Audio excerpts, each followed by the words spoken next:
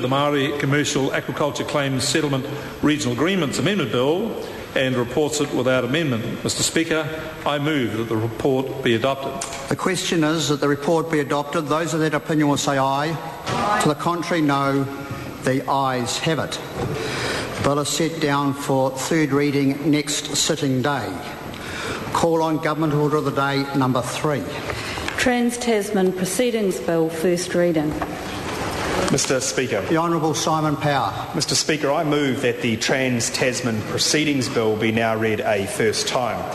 At the appropriate time, I intend to move that the Trans-Tasman Proceedings Bill be referred to the Justice and Electoral Committee and that the committee report finally to the House on or before 29 July 2010 and that the committee have authority to meet at any time while the House is sitting except during oral questions and during any evening on a day on which there has been a sitting of the House and on a Friday in a week in which there has been a sitting of the House despite Standing Orders 187 and 190B and C.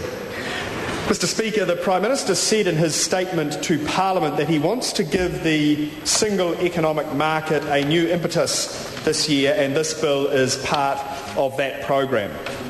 The Trans-Tasman Proceedings Bill simplifies the process for resolving civil disputes with a Trans-Tasman element, making it easier to resolve these disputes more efficiently and at lower cost. It will also reduce impediments to enforcing civil penalties and certain regulatory fines across the Tasman.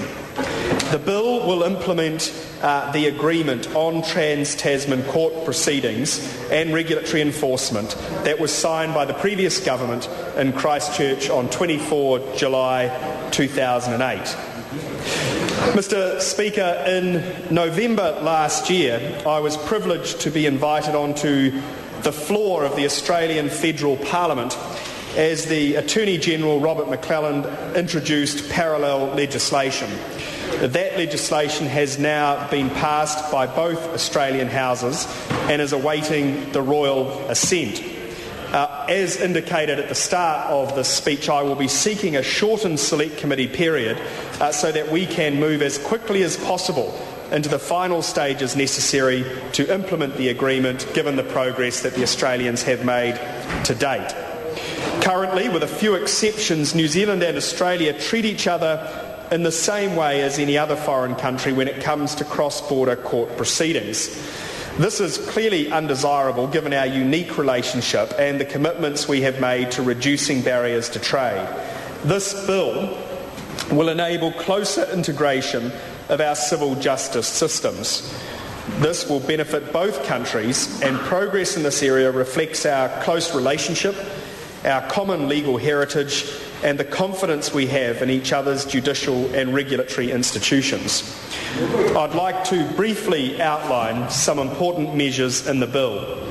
The bill simplifies the service of civil court proceedings. It will enable a statement of claim filed in a New Zealand court to be served on someone in Australia as of right. The plaintiff will not have to prove a connection between the proceedings and New Zealand or seek leave of the court. This bill and its Australian equivalent will adopt a common give-way rule for deciding which country's court should hear a dispute. At present, New Zealand and Australian courts apply different tests to decide this issue, which can lead to unnecessary expense and uncertainty.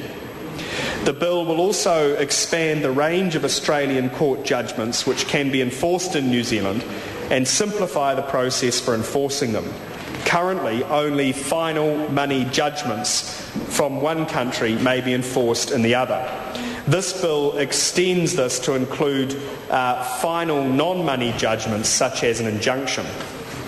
The only ground for not enforcing an Australian judgment will be public policy. Any challenge that goes to the merits of a judgment will have to be raised with the original court. The bill also introduces new measures to improve regulatory enforcement. New Zealand and Australia both have a strong mutual interest in the integrity of Trans-Tasman markets and the effective enforcement of each other's regulatory regimes. The bill allows all Australian civil pecuniary penalties to be enforced in New Zealand unless they are specifically excluded from the regime. Equally, the Australian legislation contains mirror provisions enabling New Zealand's civil penalties to be enforced there. Criminal fines play an important role in encouraging compliance with regulatory regimes. The Trans-Tasman Proceedings Bill criminal fines under certain regulatory regimes to be enforced in the same way as a civil judgment debt. It is intended to apply only to those regulatory regimes that affect the integrity, effectiveness and efficiency of Trans-Tasman markets. The bill simplifies the conduct of court proceedings in other ways. For example, it encourages greater use of technology so that parties and their lawyers, with leave of the court, may take part in New Zealand civil proceedings from Australia by audio or video link.